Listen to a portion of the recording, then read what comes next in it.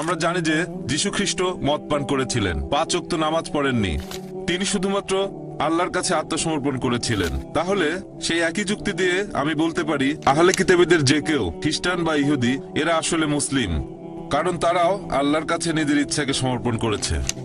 ভাই, আপনার প্রশ্নটা যদি আমি ঠিকমতো বুঝে থাকি, আপনি বললেন যে একজন মানুষ হোক সে খ্রিস্টান বা ইহুদি, আল্লাহর কাছে আত্মসমর্পণ করলে সে মুসলিম। হ্যাঁ, কারণ আপনি বলেছেন যিশু মুসলিম ছিলেন, একই ভাই, যুক্তি। আমি আপনার সাথে একমত। যদি কেউ আল্লাহর কাছে আত্মসমর্পণ করে তাহলে আরবিতে তাকে বলা হবে মুসলিম। তবে তার আগে আপনাকে জানতে হবে আল্লাহ আমাদের কি নির্দেশ দিয়েছেন। যদি অন্য কিছু ভেবে থাকেন, যদি এমন ধর্মগ্রন্থ পড়েন যেটা আল্লাহর বাণী নয়, আর মনে করেন আমি আল্লাহর কাছে আত্মসমর্পণ করেছি, এমন ধর্মগ্রন্থ মেনে চলছেন যেটা আল্লাহর বাণী নয়, তাহলে আপনি সত্যিকারের মুসলিম নন। তাহলে প্রথমে আপনাকে দেখতে হবে আল্লাহ আমাদের কি নির্দেশ দিয়েছেন। আপনি যদি পৃথিবীর প্রধান প্রধান ধর্মগ্রন্থগুলো পড়ে তুলনা করেন, তাহলে আপনি দেখবেন সেই সাথে ব্যবহার করবেন যুক্তি আর বিজ্ঞান। একমাত্র যে ধর্মগ্রন্থটা পরীক্ষায় পাশ করবে এই সর্বশেষ আর চূড়ান্ত টেস্টামেন্ট। যদি ওল্ড টেস্টামেন্ট আর নিউ টেস্টামেন্ট বলে কিছু থেকে থাকে, তাহলে এটা হল লাস্ট টেস্টামেন্ট। এখন যদি আপনি সত্যি আল্লাহর কাছে আত্মসমর্পণ করতে চান, প্রথমে আপনাকে বুঝতে হবে যে সত্যিকারের আল্লাহ কে, তিনি আমাদের কি নির্দেশ দিয়েছেন, এরপর আপনি তার কাছে আত্মসমর্পণ করবেন। সেজন্য আমি কথাটা এইভাবে বলি, সত্যিকারের মুসলিম হলো সেই লোক যে আল্লাহ তাআলার নির্দেশগুলো মেনে চলে। এখন যীশু খ্রিস্ট বা ঈসা আলাইহিস সালাম ছিলেন আল্লাহ তাআলার রাসূল, তার উপর ওহী নাজিল হয়েছিল, অবশ্যই তিনি আল্লাহর ইচ্ছা পূরণ করেছেন। এখনকার দিনেও যদি একজন খ্রিস্টান, ধরে নেন আজকের লেকচারে যে বিষয়টা, অন্তত আসেন সেগুলো আমরা মেনে চলি যেগুলো আপনাদের আর আমাদের ধর্মগ্রন্থে এক। ধরেন আপনি বললেন বাইবেল ঈশ্বরের বাণী, আমি বললাম কোরআন আল্লাহ তাআলার বাণী। তাহলে আসেন অন্তত কমন জিনিসগুলো আমরা মেনে চলি, পার্থক্যগুলো একপাশে রেখে দিই। আপনাদের বাইবেল বলছে এক ঈশ্বরে বিশ্বাস করো, আপনি যদি ট্রিনিটিতে বিশ্বাস করেন তাহলে বাইবেলের বিরুদ্ধে যাচ্ছেন। ট্রিনিটি শব্দটা বাইবেলের কোথাও বলা নেই, তবে শব্দটা কোরআনে আছে। পবিত্র কোরআনে সূরা নিসা অধ্যায় 4 আয়াত নম্বর 171, তোমরা 3 বলো না। যদি আপনি ট্রিনিটি বিশ্বাস করেন তাহলে বাইবেলের বিরুদ্ধে যাচ্ছেন। এরপর বাইবেলে আরো আছে যে তোমরা মূর্তি পূজা করবে না। বাইবেল বলছে তোমরা সর্বশেষ আর চূড়ান্ত নবীকে বিশ্বাস করবে। যীশু খ্রিস্ট নিজের মুখে বলেছেন গসপেল অফ জন অধ্যায় 16 অনুচ্ছেদ 12 থেকে 14, তোমাদেরকে বলার মতো আমার অনেক কথা আছে, তোমরা সেগুলো এখন সহ্য করতে পারবে না, কারণ যখন সত্যের আত্মা আসবে সে তোমাদের সত্যের পথে নিয়ে যাবে। সে নিজে থেকে কিছু বলবে না, যে কথাগুলো শুনবে সেগুলোই বলবে। সে তোমাদের ভবিষ্যতের কথা বলবে, সে আমাকে মহিমান্বিত করবে। যদি আপনি সত্যিই বাইবেলের অনুসারী হন, তাহলে সর্বশেষ আর চূড়ান্ত নবী মুহাম্মদ সাল্লাল্লাহু আলাইহি ওয়াসাল্লামকে মেনে চলবেন। তার মানে পবিত্র কোরআন মেনে চলবেন আর আমাদের নবীর কথাগুলো। তাহলে যদি পবিত্র কোরআন আর নবীর কথাগুলো মেনে চলেন, আপনি হবেন মুসলিম। আমি আমার লেকচারে বলেছি আসুন আমরা সেগুলো মেনে চলি যেটা কমন। পার্থক্যগুলো এ ব্যাপারে আমি আগেও বলেছি, আমি বাইবেলের কয়েকশো পরস্পর বিরোধী কথা নিয়ে লেকচার দিতে পারি, তবে সেটা করতে চাই না। একবার একজন একটা বই লিখেছিলেন আমেরিকাতে, ডক্টর উইলিয়াম ক্যাম্বেল, যে পবিত্র কোরআনে 30টা বৈজ্ঞানিক ভুল আছে। আমি শিকাগোতে গিয়ে তার সাথে বিতর্ক করলাম, তার সবগুলো অভিযোগ খণ্ডন করলাম। তারপর আমি বাইবেল থেকে 38টা বৈজ্ঞানিক ভুলের কথা বললাম, তিনি একটার উত্তর দিতে পারেননি। আমি এই ভুলগুলো আল্লাহ সুবহানাহু ওয়া তাআলার উপর চাপাতে পারি না। প্রথমে আমাদের দেখতে হবে কোন গ্রন্থটা আসলে আল্লাহর বাণী, তারপর সেটা মেনে চলবো। যদি আমি তর্কের খাতিরে এটা মেনেও নেই বাইবেল হচ্ছে আল্লাহর বাণী, সেক্ষেত্রেও আপনি মেনে চলবেন সর্বশেষ আর চূড়ান্ত নবী মুহাম্মদ সাল্লাল্লাহু আলাইহি সাল্লামকে। আসেন দুটো ধর্মগ্রন্থে যেগুলো কমন সেটা মেনে চলি, আর আজকে থেকে শুরু করে এইগুলো মেনে চলা, কমন জিনিসগুলো মানবো। আশা করি উত্তরটা পেয়েছেন। আমার নাম ড্যানিয়েল, একজন ছাত্র। আল্লাহ আকাশমণ্ডলী আর পৃথিবী সৃষ্টি করেছেন 6 দিনে। আর 41 নম্বর সূরা আয়াত 9 থেকে 12 পরিষ্কারভাবে বলা হয়েছে যে আল্লাহ তাআলা আকাশমণ্ডলী আর পৃথিবী সৃষ্টি করেছেন 8 দিনে। আপনি এ ব্যাপারে কি বলবেন? ভাই, যে প্রশ্নটা করলেন এটা করে থাকেন খ্রিস্টান মিশনারিরা পবিত্র কোরআনের বিরুদ্ধে। আর কোরআনের অনেক জায়গায় বলা হয়েছে যে আল্লাহ আকাশমণ্ডলী আর পৃথিবী সৃষ্টি করেছেন 6 দিনে। আপনি যেটার কথা বলছেন অধ্যায় নম্বর 41 আয়াত 9 থেকে 12, আপনি বলছেন কোরআন নাকি বলছে আকাশ আর পৃথিবী সৃষ্টি হয়েছে 8 দিনে। এই 8 শব্দটা কোরআনে কোথাও বলা হয়নি। কি বলা হয়েছে সেটাই বলছি। পবিত্র কোরআন বলছে যে আল্লাহ সুবহানাহু ওয়া তাআলা আকাশমণ্ডলী আর পৃথিবী সৃষ্টি করেছেন। যারা এটাকে অস্বীকার করে, কিছু মানুষ অস্বীকার করবেই, এরা হচ্ছে তারা যারা শিরক করে। এরপরে আরো বলা হয়েছে আল্লাহ তাআলা পৃথিবীকে সৃষ্টি করলেন 2 দিনে, আর জনাব আরিফ জুলফার সৃষ্টি করলেন পৃথিবীর বিভিন্ন উপাদান, পাহাড় পর্বত, অন্যান্য উপাদান মোট 4 দিনে। এরপর 41 অধ্যায়ের 11 নম্বর আয়াত, সুম্মা, এটার বেশিরভাগ অনুবাদী বলছে তারপরে। এটার আরো অনেক অর্থ হয় তারপর আল্লাহ তাআলা আকাশমণ্ডলী সৃষ্টি করলেন 2 দিনে। এখন সাধারণভাবে মানুষ বলবে 2 যোগ 4 যোগ 2 সমান সমান 8। তবে 8 শব্দটা কোরআনে নেই। আল্লাহ আকাশমণ্ডলী সৃষ্টি করেছেন 2 দিনে। এখন যে কোরআন সম্পর্কে জানে সে উত্তর দিতে পারবে, তবে যদি কারো ভাষা জ্ঞান থাকে সে ভুল পথে চলে যেতে পারে। আর পবিত্র কোরআন বলছে যারা এই আয়াত দিয়ে মানুষকে ভুল পথে নিয়ে যেতে চায় তারা আল্লাহ তাআলার সাথে অন্য কাউকে শরীক করছে। তাহলে আল্লাহ তাআলা জানেন যে অনেকে এই আয়াত ব্যবহার করে মানুষকে ভুল পথে পরিচালিত করবে। এবার উত্তরটা বলছি। উত্তরটা হচ্ছে আল্লাহ তাআলা পৃথিবী সৃষ্টি করেছেন 2 দিনে, তারপর পৃথিবীর উপাদান গাছপালা পাহাড় পর্বত সমান অনুপাতে মোট 4 দিনে। সুম্মা, আরবি সুম্মা শব্দের আরেকটা মানে হচ্ছে একই সাথে। এর একটা মানে হলো তারপর হতে পারে, একসাথেও হতে পারে। তাহলে একই সাথে আল্লাহ সুবহানাহু ওয়া তাআলা আকাশমণ্ডলী সৃষ্টি করেছেন 2 দিনে। যেমন ধরেন আমি আপনাকে বললাম আমি একটা বড় বিল্ডিং তৈরি করব 30 তলা উঁচু, মোট 6 মাসে। এটাই আমার কথা। এখন আপনি যদি খুঁটিয়ে দেখেন যে আমি সেই বিল্ডিং এর ভেতরটা তার মানে তৈরি করব ফাউন্ডেশন 2 মাসে, আর স্ট্রাকচার সেখানে 4 মাস, পুরো 30 তলা। একই সাথে যখন তৈরি করছি ফাউন্ডেশন তখন কম্পাউন্ডের প্রাচীরও তুলে ফেললাম 2 মাসে। তাহলে যখন আমি ফাউন্ডেশন তৈরি করছি একই সাথে প্রাচীর তুলছি আমি, তার মানে এই না যে 2 যোগ 4 যোগ 2 সমান 8 মাস। অর্থাৎ যখন ফাউন্ডেশন তৈরি করছি তখন একই সাথে আমি কম্পাউন্ডের প্রাচীরও তুলছি। তাহলে আমার বিল্ডিংটা তৈরি হচ্ছে 6 মাসে, 8 মাসে না। আর একই সাথে আল্লাহ তাআলা বলেছেন যখন তিনি পৃথিবী সৃষ্টি করলেন একই সাথে আকাশমণ্ডলীও সৃষ্টি করলেন। এখন 2 দিনে পৃথিবী আর একই সাথে আল্লাহ আকাশমণ্ডলীও সৃষ্টি করলেন। সেজন্য আল্লাহ পবিত্র কোরআনে বলেছেন সূরা আম্বিয়া অধ্যায় নম্বর 21 আয়াত নম্বর 30, أولم يرى الذين كفروا অবিশ্বাসীরা কি এটা দেখে না أن السماوات والأرض كانت رتقا ففتقناهما। আকাশমণ্ডলী ও পৃথিবী ওতপ্রোতভাবে মিশেছিল, আমি তাদের আলাদা করে দিলাম। তাহলে আল্লাহ পৃথিবী আর আকাশমণ্ডলী সৃষ্টি করেছেন একই সাথে, ففتقناهما। আমি তাদের আলাদা করে দিলাম। এখানে আসলে বিগ ব্যাং এর কথা সংক্ষেপে বলা হয়েছে। এখন বিগ ব্যাং থিওরি আমাদের বলে যে পুরো বিশ্বজগৎ প্রথমে ছিল একটা বিন্দু, তারপর বিস্ফোরণে সবকিছু আলাদা হয়ে গেল, তারপর তৈরি হলো গ্যালাক্সি, নক্ষত্র, বিভিন্ন গ্রহ, পৃথিবী, আমরা এখন যেখানে আছি। তাহলে বিগ ব্যাং এর ভিত্তিতে বিজ্ঞান কোরআনের সাথে দ্বিমত পোষণ করেনি যে আকাশমণ্ডলী যখন সৃষ্টি হয়েছে পৃথিবীও একই সাথে সৃষ্টি হয়েছে। এখানে প্রথম 2 দিন আর শেষ 2 দিন আসলে একই সাথে। এটা পরস্পর বিরোধী নয়, বলতে পারেন পুঙ্খানুপুঙ্খ রূপে। পুঙ্খানুপুঙ্খ মানে এখানে অন্যান্য বিষয়গুলো আছে, এটা পরস্পর বিরোধী না। পরস্পর বিরোধী মানে দুটো জিনিস একে অন্যের বিপরীত। পুঙ্খানুপুঙ্খ মানে অন্যান্য বিবরণগুলো দেয়া। যেমন ধরেন আমি আপনাকে বললাম যে আপনি সৎ, আগামীকাল বললাম আপনি খুব দয়ালু, এটা পরস্পর বিরোধী না, এটা পুঙ্খানুপুঙ্খ। আপনি সৎ, পাশাপাশি আপনি দয়ালু। তবে পরে যদি বলি আপনি অসৎ, সেটা পরস্পর বিরোধী হবে। এই আয়াতে পবিত্র কোরআনে বিস্তারিত বলা হয়েছে এই 6 দিনে কিভাবে সৃষ্টি হয়েছে। প্রথম 2 দিনে পৃথিবী, একই সাথে আকাশমণ্ডলী, আর তারপর 4 দিনে পৃথিবী উপরের উপাদানগুলো যেমন পাহাড় পর্বত গাছপালা সব সমান অনুপাতে। আশা করি উত্তরটা পেয়েছেন। আপনি বললেন যে আপনার কাছে মনে হয় মুসলিম পুরুষদের একাধিক বিয়ে করাটা হচ্ছে একটা অনৈতিক কাজ, আর আপনি বললেন যে খ্রিস্টান এবং মুসলিমরা যদি কখনো একতাবদ্ধ হয় তাহলে খুব ভালো হবে। আমিও সেটাই করতে চাই। তো একতাবদ্ধ হবে সত্যের উপর ভিত্তি করে, মিথ্যার উপর নয়। কোরআন হচ্ছে এই পৃথিবীর বুকে একমাত্র ধর্মগ্রন্থ যেটা বলছে মাত্র একটা বিয়ে করো। পৃথিবীতে আর কোনো ধর্মগ্রন্থ খুঁজে পাবেন না, হোক সেটা বাইবেল অথবা ধরেন রামায়ণ অথবা মহাভারত কিংবা বেদ। কোরআন বাদে আর কেউ বলছে না মাত্র একটা বিয়ে করো। হিন্দু ধর্মগ্রন্থ পড়লে দেখতে পাবেন, যদি হিন্দু ধর্মগ্রন্থ পড়ে দেখেন রামায়ণ, সেখানে শ্রীরামের বাবা রাজা দশরথ, তার একাধিক স্ত্রী ছিল।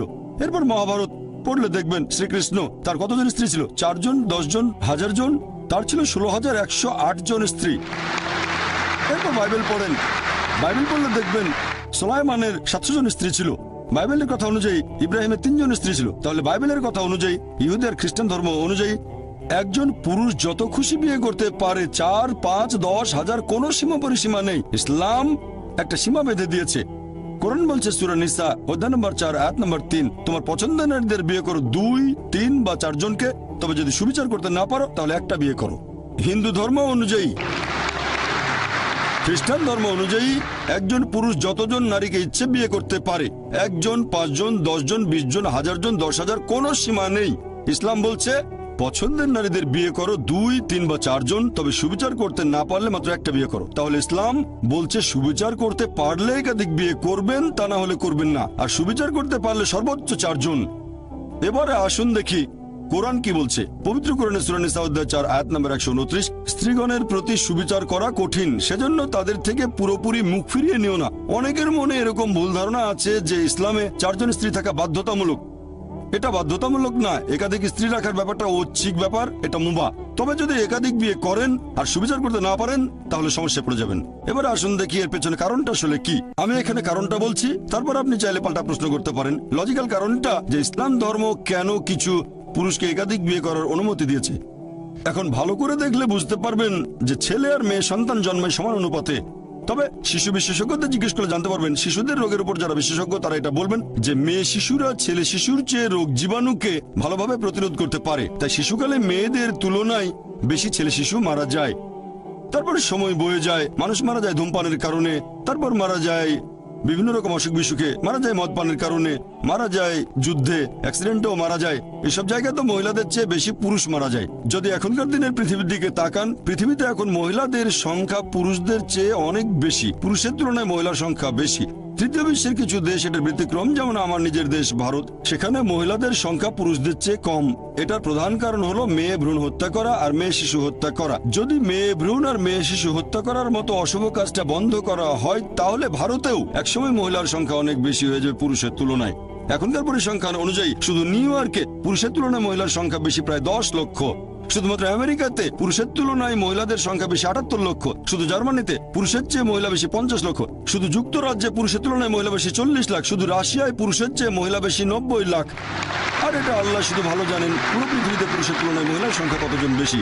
আর ধরেন তর্কের খাতিরে আপনার কথা মেনে নিলাম যে একজন পুরুষ মাত্র একজন মহিলাকে বিয়ে করবে। আর ধরেন আমার বোন থেকে আমেরিকায় আর সেখানে সব পুরুষ বিয়ে করে ফেলেছে, অথবা ধরেন আপনার বোন থেকে আমেরিকায় আর সব পুরুষই সেখানে বিয়ে করে ফেলেছে। প্রত্যেক পুরুষ একজন করে মহিলাকে বিয়ে করেছে। তারপরও আমেরিকাতে 78 লক্ষ মহিলা থাকবে যারা পাবে না জীবন সঙ্গী। তখন এই 78 লক্ষ মহিলার সামনে যে পথটা খোলা থাকবে যে হয় তারা এমন কাউকে বিয়ে করবে যার একজন স্ত্রী আছে, নয়তো হবে জনগণের সম্পত্তি। লোকে হয়তো বলবে জনগণের সম্পত্তি? ভাই জাকির, এটা তো কঠিন কথা। এটাই সবচেয়ে ভদ্র ভাষা যেটা আমি বলতে পারি। এর চেয়ে ভদ্র ভাষা আমার জানা নেই। হয় একজন পুরুষকে বিয়ে করেন যার একজন স্ত্রী আছে, নয়তো হবেন জনগণের সম্পত্তি, আর কোনো উপায় নেই। তাহলে বুঝতে পারছেন যে আমেরিকাতে আমেরিকার পরিসংখ্যান অনুযায়ী একজন সাধারণ আমেরিকান বিয়ে করার আগে তাদের গড়ে 8 জন যৌনসঙ্গী রাখতে পারে। কারো হয়তো 2 জন, কারো 10 জন, কারো বা 20 জন। বিয়ে করার আগে গড়ে 8 জন যৌনসঙ্গী থাকে। আর আপনি চাইলে যতজন খুশি রক্ষিত রাখতে পারেন, 1 জন, 10 জন, 20 জন, কোনো সমস্যা নেই। তবে আইনসঙ্গতভাবে একাধিক স্ত্রী তারা হজম করতে পারে না। যে কোনো ভদ্রমহিলাকে জিজ্ঞেস করেন, যদি কেউ একজন পুরুষের আইনসম্মত দ্বিতীয় স্ত্রী হয়, সে নিরাপত্তা পাবে, সম্মান পাবে, তার অধিকারগুলো পাবে। আর রক্ষিত হলে সেখানে কোনো সম্মান নেই, কোনো অধিকার নেই, তাকে নিচু করা হয়েছে। তাহলে ইসলাম মানবজাতির সমস্যাগুলোর সমাধান দেয়। বর্তমানে পৃথিবীতে পুরুষের চেয়ে মহিলার সংখ্যা অনেক বেশি। আমার মতে ইসলাম ধর্ম কিছু পুরুষকে একাধিক বিয়ে করার অনুমতি দিয়েছে যাতে করে মহিলারা ভদ্রভাবে থাকতে পারে। তা না হলে এটা সম্ভব নয়। আমি আপনার সঙ্গে একমত। আপনার কথাটা আমি মানিবন যে একজন মহিলা তার স্বামীকে শেয়ার করতে চাইবে না।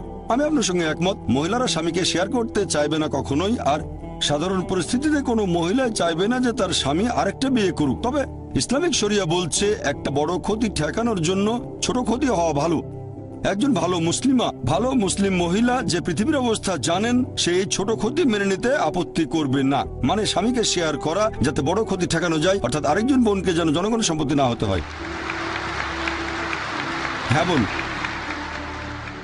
আর কিছু বলবেন? আমি এটাকে অনৈতিক বলছি, কারণ যে মহিলার একাধিক পুরুষ সঙ্গী থাকে সে একজন খারাপ মহিলা, কিন্তু একজন পুরুষের একাধিক স্ত্রী থাকলে সেখানে কোনো সমস্যা নেই, তাই না? এই প্রশ্নটা খুব সুন্দর বোন। আপনি প্রশ্ন করলেন যে কোন পুরুষের একাধিক স্ত্রী থাকলে সে কি ভালো মানুষ? না, একজন পুরুষের একাধিক স্ত্রী থাকলে কোনো সমস্যা নেই, তবে একাধিক স্ত্রী থাকলেও সে খারাপ হতে পারে।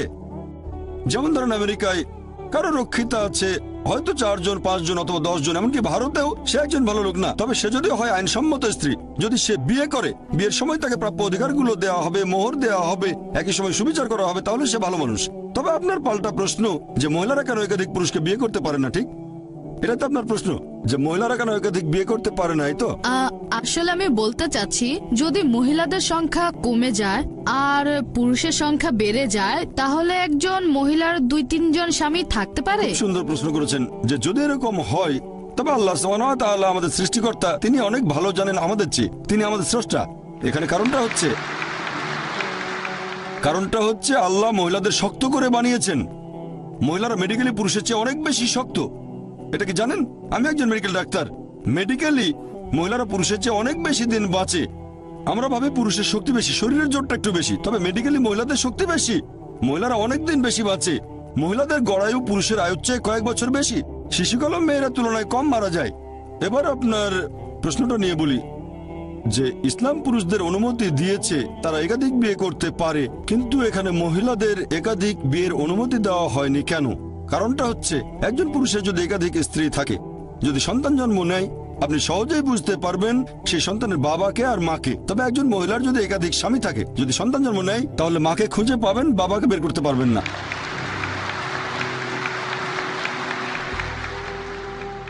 তারপরে সন্তানকে স্কুলে ভর্তি করতে যাবেন, এর বাবার নাম কি? তখন হয়তো দুটো নাম দিতে হবে। এখন মেডিকেল বিজ্ঞান অনেক উন্নত হয়েছে, যেমন ডিএনএ, জেনেটিক কোডিং।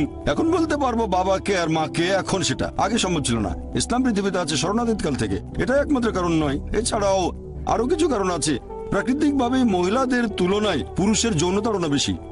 তৃতীয়ত, একজন পুরুষ একাধিক স্ত্রী নিয়ে থাকতে পারবে, কিন্তু মহিলাদের জন্য একাধিক স্বামী থাকাটা কঠিন হবে, কারণ মহিলাদের মাসে রজস্রাব হবে, এমন সময় মানসিকতা বদলে যেতে পারে। এসব কারণে একাধিক স্বামী রাখাটা কঠিন হয়ে যাবে। এছাড়াও এখনকার দিনের বিজ্ঞান আমাদের বলে যে একজন পুরুষের যদি একাধিক যৌনসঙ্গী থাকে আর তাদের প্রতি বিশ্বস্ত থাকে, যেমন একজনের যদি একাধিক স্ত্রী থাকে, একাধিক যৌনসঙ্গী থাকে, আর তারা সবাই যদি একে অন্যের প্রতি বিশ্বস্ত থাকে, তাহলে সেই পুরুষের অথবা সেই মহিলার কোন রকম যৌনবাহিত রোগ হবে না। তবে একজন মহিলার যদি একাধিক যৌনসঙ্গী থাকে, যদি তার একাধিক স্বামী থাকে, তাহলে তাদের যৌনবাহিত রোগ হবে। প্রথমে রোগটা সেই মহিলার হবে, তারপর সেই রোগ তার স্বামীদের মধ্যে ছড়িয়ে পড়বে। তাই মেডিকেলি এটা ভালো নয় যে একজন মহিলার একাধিক স্বামী থাকতে পারে। আশা করি উত্তরটা পেয়েছেন। গত কয়েক বছর ধরে আমি টেলিভিশনে মোটামুটি নিয়মিতভাবে আপনার লেকচারগুলো শুনি। কলেজে ভর্তি হবার পরে আমি আপনার লেকচারগুলোর সাথে পরিচিত হই। আজকে আমি আপনাকে একটা প্রশ্ন করতে চাই, তার আগে আমি দুইটা বিষয়ে কথা বলবো। আপনি আজকে লেকচারে বলেছেন একটা হলো ঈশ্বরের সাথে কাউকে শরিক করা, এটা পাপ কাজ, এটা সবচাইতে বড় পাপ। দ্বিতীয় বিষয়টা হলো প্রার্থনা করার নিয়ম।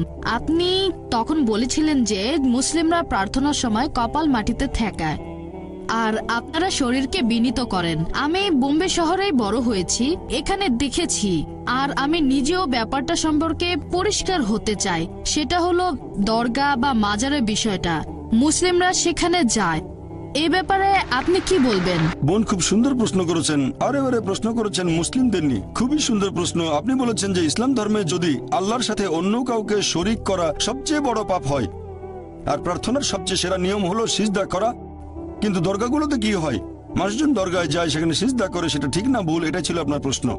বোন, আমি আপনার সঙ্গে একমত। আমার লেকচারের কথাগুলো আপনি পরিষ্কার আর সঠিকভাবে বুঝতে পেরেছেন যে আল্লাহ তাআলার সাথে কাউকে শরিক করা, সেটা যেই করুক সেটা ভুল, হোক সে মুসলিম বা অমুসলিম, এটা ঠিক না। তার নাম যাই হোক না কেন, জন, আব্দুল্লাহ, জাকির, মোহাম্মদ, যদি কেউ আল্লাহর সাথে অন্য কাউকে শরিক করে, সে সবচেয়ে বড় পাপ করছে। আর আমরা সিজদা করব শুধুমাত্র আল্লাহ সুবহানাহু ওয়া তাআলাকে।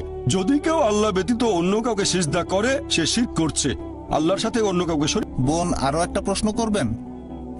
আচ্ছা, যেহেতু আমাকে একটা সুযোগ দিয়েছেন, তাই এই বিষয়ের উপরে আরেকটা প্রশ্ন করি, কারণ আমি এগুলো করতে দেখেছি। আর আপনি বললেন যে কোনো মানুষ, হোক সে মুসলিম, খ্রিস্টান বা হিন্দু, যেই করুক এটা শিরক। এখন আপনার কাছে আমার প্রশ্ন যে আমি যেমনটা দেখেছি এরকম প্রচুর আছে, আমরা সবাই তাদেরকে জানি মুসলিম হিসেবে, এরা দরগায় যায়। এখন এই ব্যাপারে আপনি কি বলবেন? এখন মুসলিম এই আরবি শব্দটা সম্পর্কে বলতে গেলে সত্যিকারের মুসলিম যে আল্লাহর কাছে নিজের ইচ্ছাকে সমর্পণ করে, সত্যিকারের মুসলিম কখনো কোনো কবরকে সিজদা করবে না। আমি বিষয়টা জানি, বলবো না যে ভুল বলেছেন, আপনি ঠিকই বলেছেন। মুসলিম নামে পরিচিত এরকম প্রচুর মানুষ আছে, তথাকথিত মুসলিম, যারা কবরকে সিজদা করে। এ ব্যাপারে আমার দৃষ্টিভঙ্গিটা হচ্ছে, আমার মতে তারা ভুল করছে, এটা শিরক, তাদেরকে বদলাতে হবে। আর আমার লেকচারেও আমি তাদের উদ্দেশ্যে বলেছি যে যদি আপনারা কোনো কবরে যান, আমাদের নবী বলেছেন তোমরা কবরের কাছে যেতে পারো, এতে আখিরাতের কথা মনে পড়বে যে একদিন আমিও মারা যাব। তাহলে কবরে গিয়ে সেই মৃত ব্যক্তির জন্য দোয়া করবেন, তার কাছে দোয়া চাইবেন না। তার জন্য দোয়া করতে পারেন, আল্লাহ যেন তাকে জান্নাতুল ফেরদৌসে পাঠান, তার সব গুনাহ মাফ করে দেন ইত্যাদি। তবে তার কাছে দোয়া চাইবেন না, দোয়া করবেন শুধুমাত্র আল্লাহ সুবহানাহু ওয়া তাআলার কাছে। ইয়াকা নাবুদু ওয়া ইয়াকা নাস্তাইন, আমরা শুধু তোমার ইবাদত করি, তোমার সাহায্য চাই। আমার বিভিন্ন লেকচারে আমি সব মুসলিমদের উদ্দেশ্যে বলেছি যে এটা করা ঠিক না। একটা লেকচারে আমি বলেছিলাম যে আপনারা কোনো কবরকে ইবাদত বা সিজদা করবেন না, এটা ঠিক না, সবচেয়ে বড় পাপ। আর আলহামদুলিল্লাহ সুম্মা আলহামদুলিল্লাহ, আপনি বোম্বে থেকে এসেছেন, আমিও বোম্বেতে থাকি, এরকম হাজার হাজার তরুণ মাশাআল্লাহ আমার লেকচার শুনে কবরকে ইবাদত করা বাদ দিয়েছে আলহামদুলিল্লাহ। সংক্ষেপেই বলি, আমরা মুসলিমরা কি করছি? আমি ইন্ডিয়া থেকে এসেছি, আমার দেশের জনসংখ্যা 100 কোটিরও বেশি, আর তাদের মধ্যে নিশ্চিতভাবে বলা যায় 16 কোটি থেকে 18 কোটি মানুষ হচ্ছে মুসলিম। সেখানে অনেক মুসলিম ম্যাগাজিন আছে দাওয়া দেওয়ার জন্য ইত্যাদি। ইন্ডিয়াতে এই ম্যাগাজিনের কতগুলো কপি ছাপানো হয়? কতগুলো? 4000, 5000, 8000। 1 নম্বর ইংরেজি দেওয়া ম্যাগাজিন ইসলামিক ভয়েস 15,000। আমি কয়েক বছর আগে আমেরিকায় গিয়েছিলাম, এবারের আগে আরেকবার গিয়েছিলাম, একটা সার্ভে করেছিলাম। সবচেয়ে বেশি যে ম্যাগাজিনটা চলে, দাওয়া ম্যাগাজিন বের করে ইসমা, দ্য মেসেজ, 50,000। আপনারা জানেন খ্রিস্টান ধর্মে ছোট একটা কাল্ট আছে, এদের নাম জেহোভাস উইটনেসেস। আলাদা, এরা মূলধারার খ্রিস্টান না। তারা একটা ম্যাগাজিন ছাপায় যেটার নাম হলো ওয়াচ টাওয়ার। কত কপি ছাপানো হয় জানেন? মাসে কত কপি ছাপানো হয় আপনারা কি কেউ বলতে পারবেন? আমাদের পত্রিকা আমেরিকায় খুব বেশি হলে 50,000। তারা কতগুলো কপি ছাপায় কেউ বলতে পারবেন? কোনো পয়সা দিতে হবে না, কেউ বলবেন? কত? 10 লক্ষ। হ্যাঁ, 10 লক্ষ। 10 লক্ষ, ডাইরেক্ট 10 লক্ষ। আর কেউ বলবেন? 50,000। 50,000। 5 লক্ষ। 5 লক্ষ। 50 লক্ষ। 50 লক্ষ। 50 লক্ষ। 1 লক্ষ। 1 লক্ষ। 1 লক্ষ। আমি বলি কত কপি? 2,08,30,000 কপি। আমরা এতগুলো ছাপাতেও পারি না, কল্পনাও করতে পারি না। দূরের কথা কল্পনাও করতে পারি না। খ্রিস্টানদের মধ্যে খুব ছোট্ট একটা সম্প্রদায় যাদের নাম জেহোভাস উইটনেসেস, তারা দুটো ম্যাগাজিন ছাপায়। তার একটা হলো ওয়াচ টাওয়ার, সেটা তারা ছাপায় মাসে 2 বার। মাসে 1 বার না, প্রতি মাসে 2 বার। প্রতিবার তারা 2,08,30,000 কপি ছাপায়। 2 কোটির বেশি ছাপানো হয় 130টি ভাষায়। ম্যাগাজিনটা ছাপানো হয় প্রত্যেক মাসে 2 বার করে। প্রত্যেকবার 2,08,30,000 কপি, মানে প্রত্যেক মাসে 4 কোটিরও বেশি ম্যাগাজিন ছাপানো হয়। ছাপা হয় 130টি ভাষায়। তাদের আরেকটা ম্যাগাজিন, সেটা অ্যাওয়েক, 1,60,00,000 কপি, মাসে 2 বার। তার মানে 3 কোটিরও বেশি, 4 কালারে ছাপা। তারা এগুলো ফ্রি দেয়। মুসলিমরা ছাপানো তো দূরের কথা, কল্পনাও করতে পারি না। কল্পনার জন্য কোনো টাকা পয়সা খরচ হতো না। একজন বলেছেন 50 লক্ষ। তারা প্রতি মাসে 4 কোটি ম্যাগাজিন ছাপায়। কল্পনাও করতে পারি না। সেগুলো ফ্রি দেয়। কোন কোন জায়গায় সামান্য মূল্য নেই, যেমন ইন্ডিয়ায় 2 রুপি, 16 হালালা। 16 হালালা আবার কি? তারা সবাইকে সবসময় এই ম্যাগাজিনগুলো ফ্রি দিয়ে দেয়।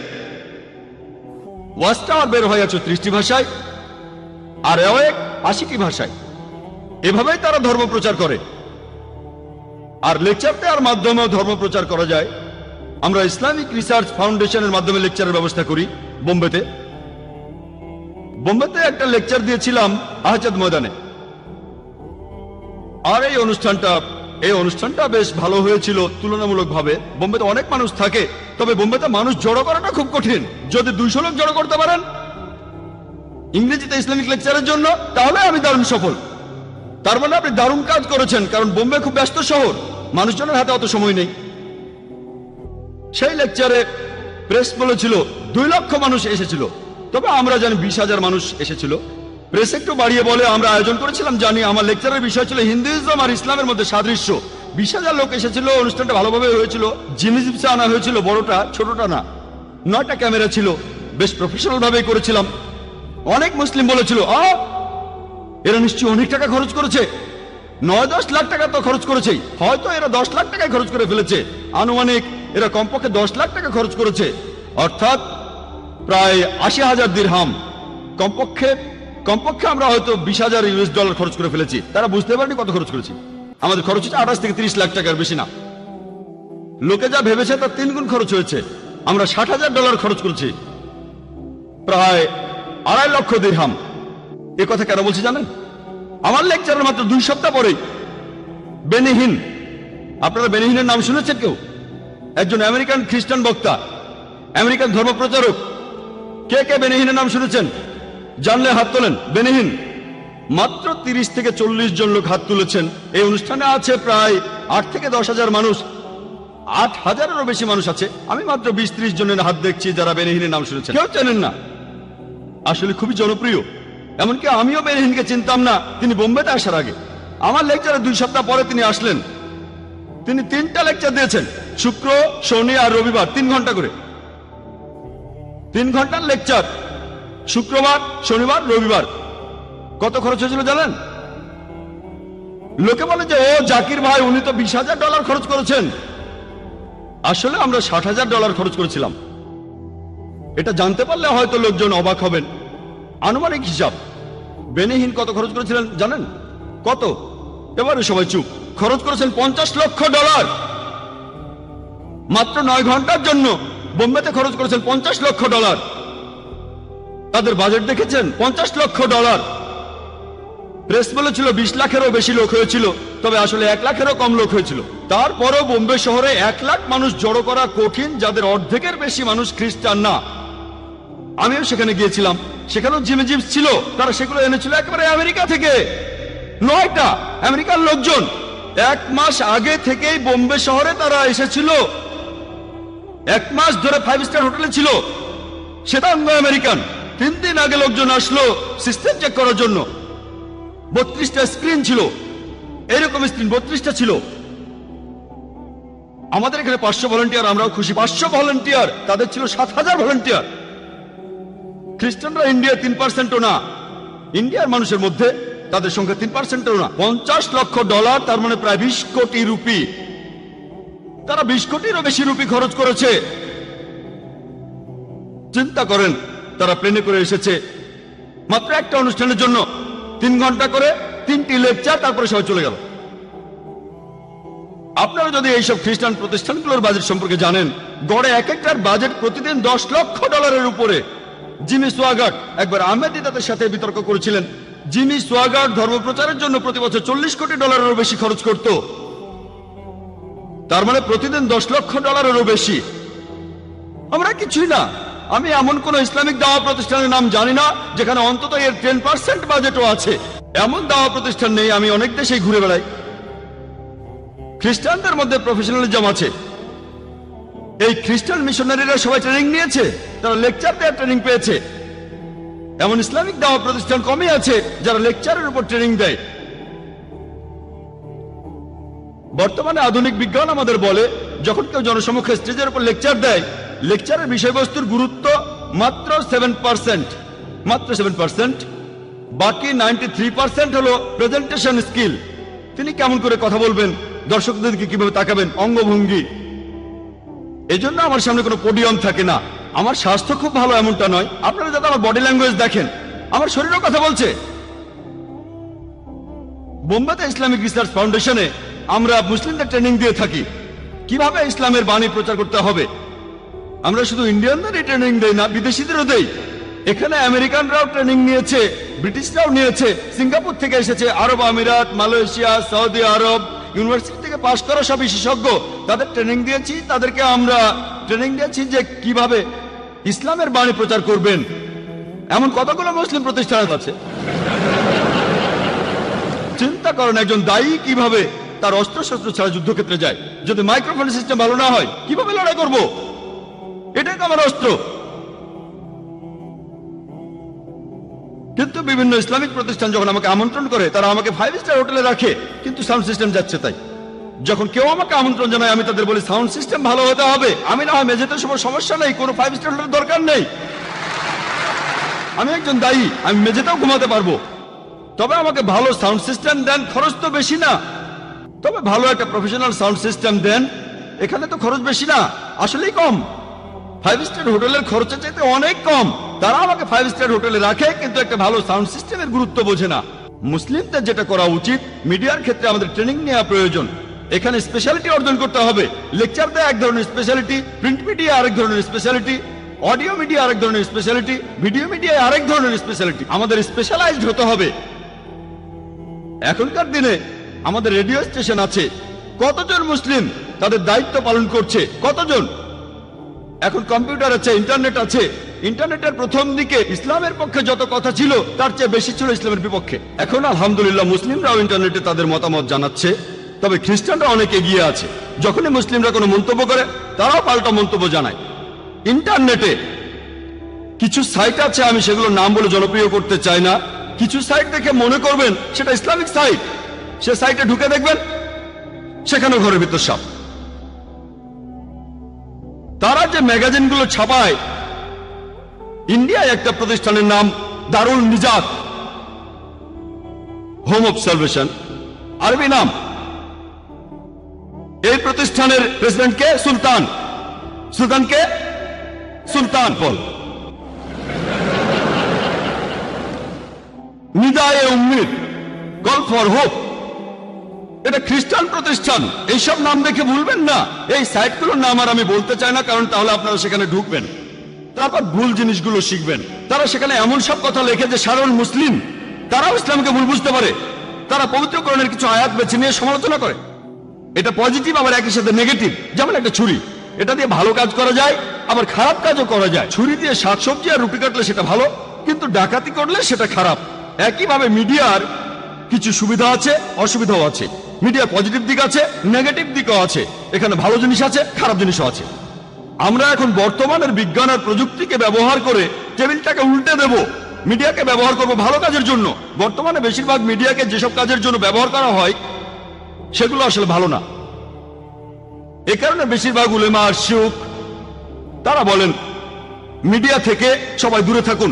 আমি একমত, আমি তাদের বিপক্ষের পক্ষে। কারণ এই স্যাটেলাইট চ্যানেলগুলোর মাধ্যমে আপনার ঘরে যা ঢুকছে তার বেশিরভাগই আপনাকে ইসলাম থেকে দূরে সরিয়ে দেবে, ইসলামের কাছে নিয়ে আসবে না। আর এই পরিসংখ্যান আমাদের বলে যে 1 নম্বর মিডিয়া বর্তমানে হলো television media, television satellite media. পরিসংখ্যান আমাদের বলে এখন পৃথিবীতে 20,000-এরও বেশি টিভি স্টেশন আছে। আর এদের দর্শক এই পৃথিবীর 500 কোটি মানুষ। এই পৃথিবীর মোট জনসংখ্যার 80% টেলিভিশন মিডিয়ার আওতার ভেতরে। পরিসংখ্যান এটাই বলছে। আপনাদের বেশিরভাগই এই টেলিভিশন মিডিয়ার আওতার মধ্যে আছেন। পুরো পৃথিবীর 80% মানুষ টেলিভিশন মিডিয়ার আওতার মধ্যে আছেন। 500 কোটি মানুষ। এই মিডিয়ার পেছনে ইনভেস্টমেন্ট কত জানেন? $40,000 কোটি। লোকজন এই টেলিভিশন মিডিয়াতে ইনভেস্ট করেছে $400 বিলিয়ন, আর তারা 2 হাতে টাকা কামাচ্ছে। এর বেশিরভাগই 98%-এরও বেশি, 99%-এরও বেশি হচ্ছে হারাম। অশ্লীলতা আর ভুল তথ্য দিয়ে সত্য থেকে দূরে নিয়ে যাচ্ছে 99%-এরও বেশি। আমাদের এখন এই মিডিয়াকে ব্যবহার করে টেবিলটা উল্টে দিতে হবে। একবার ভাবেন, $40,000 কোটি ইনভেস্টমেন্ট শুধুমাত্র টিভি মিডিয়াতে। খ্রিস্টানদের 50টা চ্যানেল আছে, 100টা চ্যানেল আছে, আর 2 হাতে টাকা কামাচ্ছে। শুধু আমেরিকাতেই মোট টেলিভিশন স্টেশনের সংখ্যা 1,673টা আছে। এর মধ্যে 83টা চ্যানেল হলো ধর্মীয় চ্যানেল। চ্যানেলগুলোর বেশিরভাগ, প্রায় সবগুলোই খ্রিস্টান চ্যানেল, বেশিরভাগই।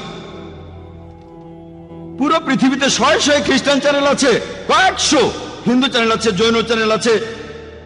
মুসলিম চ্যানেল কয়টা আছে? কয়টা? ইন্ডিয়াতে অনেক চ্যানেল আছে, হিন্দু চ্যানেল আছে। এই ইন্ডিয়াতে খ্রিস্টান চ্যানেল আছে একেবারে সেই এলাকার ভাষায়। ইংরেজিতে অনেক খ্রিস্টান চ্যানেল আছে। আর এখানে দক্ষিণ ইন্ডিয়ার নিজস্ব ভাষার চ্যানেল, যেটা দর্শক অল্প কিছু মানুষ, স্পেশালাইজড টার্গেট।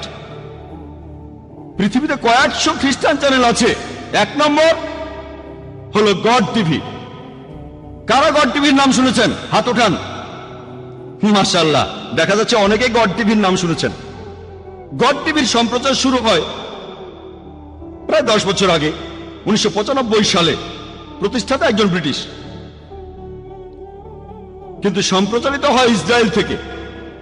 বর্তমানে এই গড টিভি 15টা স্যাটেলাইট থেকে সম্প্রচারিত হয়। পৃথিবীর 200টারও বেশি দেশে তাদের সম্প্রচারের আওতার মধ্যে আছে 27 কোটি 50 লক্ষ মানুষ, 27 কোটি 50 লক্ষ দর্শক তাদের আওতার মধ্যে। 200টা দেশে তারা মোট 15টা স্যাটেলাইট ভাড়া করেছে। গড চ্যানেল একটাই, তবে এশিয়ার জন্য একরকম, ইউরোপের জন্য আরেক রকম, আমেরিকাতে আরেক রকম, ইন্ডিয়ার জন্য আরেক রকম স্পেশালাইজেশন। যেমন ধরুন বিবিসি ওয়ার্ল্ড একরকম, বিবিসি এশিয়া আরেক রকম, বিবিসি ইউরোপ আলাদা। কেন? 90% ক্ষেত্রে অনুষ্ঠানগুলো একই। তারা এখানে আসলে প্রাইম টাইমের সুযোগটাও নিতে চায়। ইংল্যান্ডের প্রাইম টাইম আর আরব আমিরাতের প্রাইম টাইম এক নয়, বোম্বের প্রাইম টাইমটাও আলাদা। এভাবে প্রাইম টাইম অনুযায়ী এক এক দেশে এক এক সময় অনুষ্ঠান প্রচার করে থাকে। এজন্য অন্যান্য স্যাটেলাইট ভাড়া করে।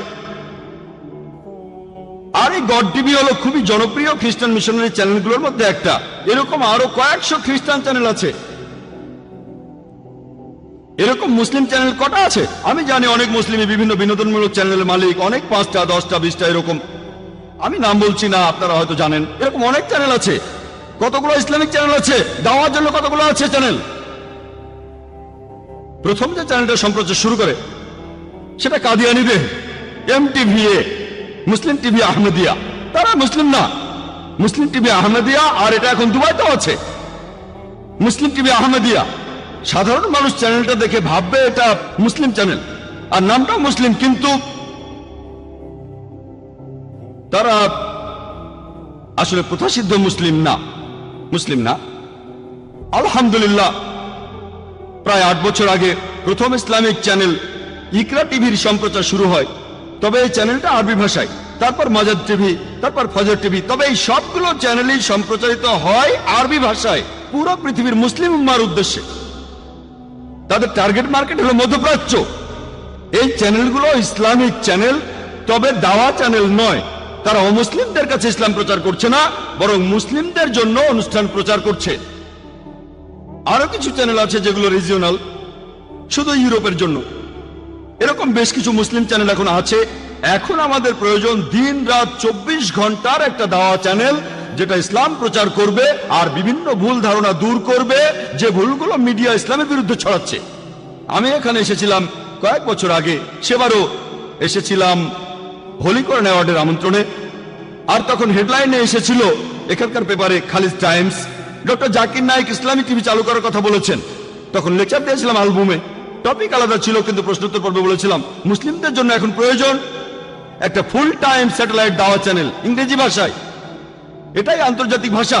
ইসলামিক নিউজ পেপার আছে, সেটা ছাপা হয় উর্দু ভাষায়। কারা এটা পড়ে? শুধু ইন্ডিয়ার মুসলিমরা বা পাকিস্তানের। আরবি ভাষায় নিউজ পেপার আছে, তবে সেগুলো পড়ে শুধু আরবরা। আমি এমন বলছিলাম যেটা ভুল। তবে আমাদের এখন প্রয়োজন দাওয়ার জন্য নিউজ পেপার, দাওয়ার জন্য টিভি চ্যানেল। আলহামদুলিল্লাহ সুম্মা আলহামদুলিল্লাহ, আমরা সবাই এই দর্শনে বিশ্বাস করি। সামনে যত কাজই থাকুক, অপেক্ষা করবেন না। কাজ যদি খুব বেশি হয়, আমরা খুব ছোট্ট একটা প্রতিষ্ঠান, কাজ যদি বেশি হয়, আল্লাহ আপনাকে যা দিয়েছেন সেটাতেই শুরু করুন। যদি মাত্র 1000 রিয়াল থাকে, 1000 দিরহাম থাকে, সেটা দিয়ে শুরু করুন। ইনশাআল্লাহ আপনি সফল হবেন। আর 8 বছর আগে মুসলিমরা স্যাটেলাইট চ্যানেলের মাধ্যমে সম্প্রচার শুরু করেছেন।